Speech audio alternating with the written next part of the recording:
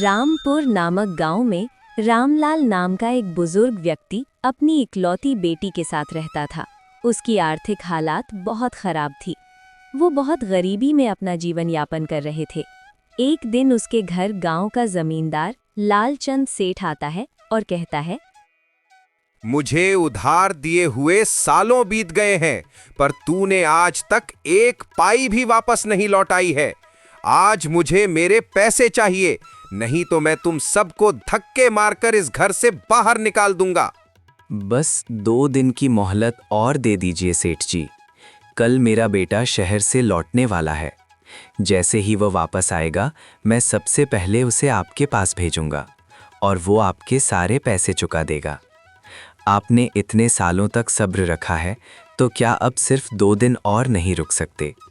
मैं आपसे हाथ जोड़कर विनती करता हूँ, मेरी मजबूरी को समझिए। अच्छा ठीक है, मैं तुम्हें 2 दिन की और मोहलत देता हूँ।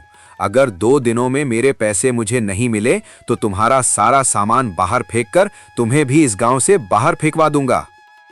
ऐसा बोलकर जमींदार वहां से चला जाता है।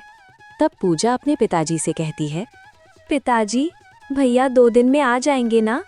अगर इस बार भैया नहीं आए तो जमींदार तो हमें गांव से निकलवा देगा। इस बार वो हमारी एक भी नहीं सुनेगा। आज देखा नहीं आपने, वो कितना गुस्से में था। वो तो आज ही हमें निकाल देता। तुम फिक्र मत करो बेटी, मोहन ने कहा है वो ज़रूर आएगा और उसने पैसों का इंतज़ाम भी कर लिया है। उसके आते ही ज़मींदार के सारे पैसे लौटा दूंगा। 2 दिन ऐसे ही बीत जाते हैं, लेकिन मोहन नहीं आता है। दोनों बाप बेटी मोहन का इंतजार कर रहे थे। फिर एक आदमी रामलाल के घर आकर बोलता है, अरे रामलाल, गजब हो गया।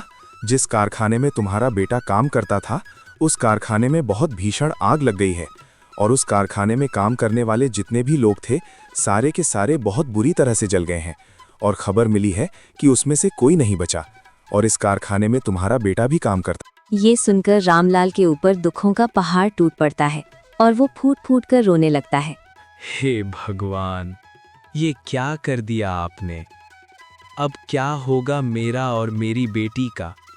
हम कैसे जिएंगे? ऐसे ही 2 दिन बीत जाते हैं। उनके गांव में एक आदमी सूटकेस लेकर आता है। अरे भाई साहब, जरा सुनिए, यहाँ रामलाल जी का घर कहाँ है? क्या आप मुझे बता सकते हैं? तुम कौन हो और कहां से आए हो? इस गांव के तो नहीं दिखते।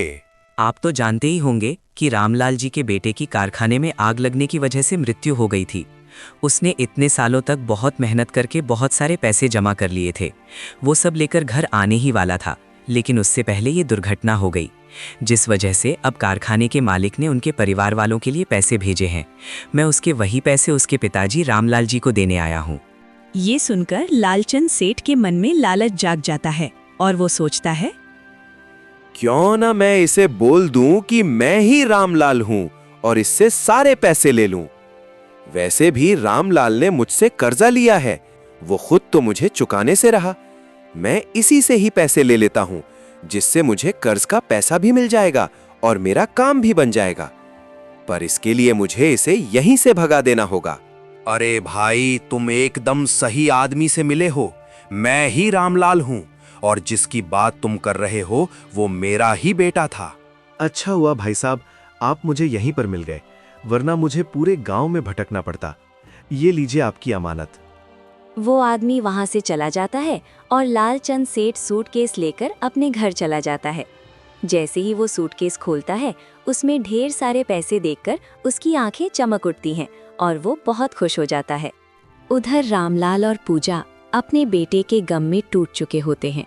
गरीबी पहले से भी ज्यादा बढ़ जाती है। पूजा दूसरों के घर काम करने लगती है। झाड़ू पोछा, बर्तन, खाना बनाना, जो भी काम मिलता वो करती।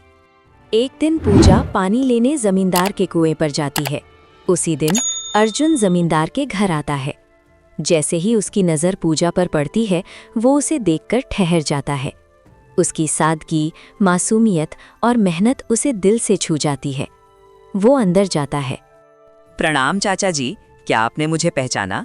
मैं आपके दोस्त विजयराम का बेटा अर्जुन हूँ। अरे बेटा अर्जुन, तुम कितने बड़े हो गए हो? बातचीत होती है। फिर अर्जुन पूछता है, चाचा जी, बाहर कुएं पर जो लड़की थी वो कौन है? लालचंद सेठ बाहर जाकर देखता है, वहां उसकी बेटी सोनाली होती है। पूजा जा चुकी होती है, लेकिन अर्जुन समझ जाता है कि वो लड़की कोई और थी।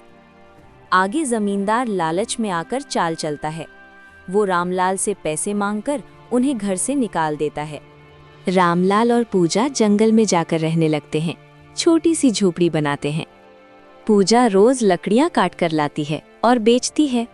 रामलाल बीमार रहने लगते हैं। एक दिन पूजा देर से लौटती है। रामलाल उसे ढूंढने निकलते हैं और रास्ते में गिर जाते हैं। अर्जुन उन्हें देखता है, मदद करता है और घर पहुंचाता है। वहां पूजा को देखकर वो खुश हो जाता है। तब रामलाल अपनी सारी आपबीती बताता है और जमींदार की सारी करतूत भी, और अपने बेटे के बारे में भी बताता है कि कैसे उसने उसको एक कारखाने की आग में खो दिया। ये सुनकर अर्जुन बोलता है, बाबा, वो कारखाना हमारा ही था। मैं ही उस कारखाने का मालिक हूँ। दरअसल तकनीकी खराबी की वजह से वो आग लगी थी। उसमें काफ़ी लोग मारे नहीं गए थे, लेकिन मैंने मुआवजे के तौर पर सभी परिवारों को 2 लाख रुपए भिजवाए थे। पर बेटा, यहाँ तो कोई भी नहीं आया, हमें कोई पैसा भी नहीं मिला। अगर मिल जाते तो तुम ही सोचो, हम यहाँ जंगल में ही क्यों होते। ये सुनकर अर्जुन को धक्का सा लग जाता है। अर्जुन बोलता है, बाबा, आप बिल्कुल फिक्र मत कीजिए। मुझे 2 दिन का वक्त दीजिए। मैं इस बात का पता लगाकर आपको आपके पैसे दिलवा कर रहूंगा। दूसरे दिन अर्जुन अपने आदमी को लेकर सोहन के घर आता है और पूछता है, पर वो आदमी साफ इनकार कर देता है। नहीं साहब, मैंने वो पैसे इनको नहीं दिए। मैंने वो पैसे रामलाल नाम के एक आदमी को दिए हैं। उसने ही कहा था कि उसका नाम रामलाल है और वो राजेश का पिता है, और मैंने वो सूटकेस उनको दे दिया था और मैं फिर वहाँ से चला आया। मुझे नहीं पता था कि वो मुझसे झूठ बोल रहा है। मुझे माफ़ कर दीजिए, मुझसे बहुत बड़ी गलती हो गई।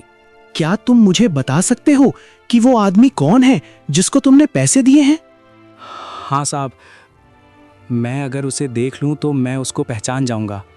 मैं तुम्हें 2 घंटे का वक्त देता हूं। मुझे जल्द से जल्द वो इंसान चाहिए। पूरे गांव में पता करो जिसको तुमने वो पैसे दिए हों। थोड़ी देर बाद वो आदमी आता है और बोलता है, मालिक, मैंने पता कर लिया। उस आदमी का नाम रामलाल नहीं, धनीराम सेठ है, और वो इस गांव का जमींदार है। उसी ने मुझसे झूठ कहा था कि वो रामलाल है। इतना बड़ा धोखा! मैं सोच भी नहीं सकता कि जमींदार इतना गिर सकता है। उसने मेरे बेटे के सारे पैसे खुद रख लिए और ऊपर से हमें घर से भी निकाल दिया। बाबा, आप फिक्र मत करिए, मैं सब ठीक कर दूंगा।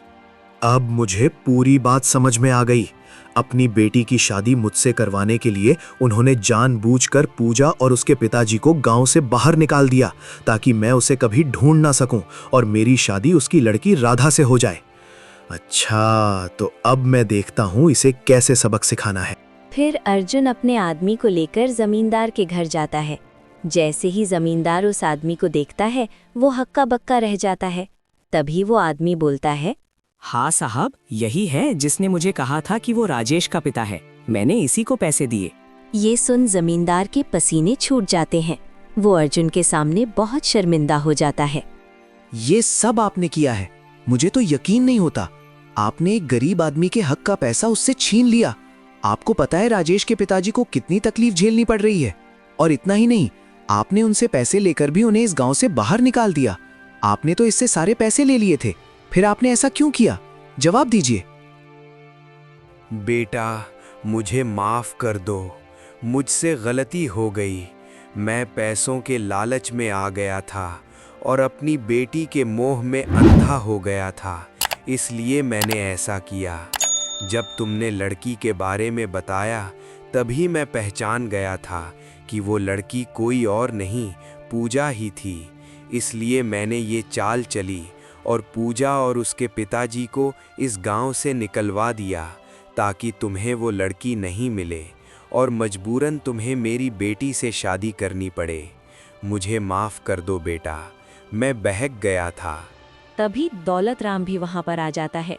उसे भी ये सारी घटना पता चल जाती है और वो भी जमींदार को बहुत खरी खोटी सुनाते हैं।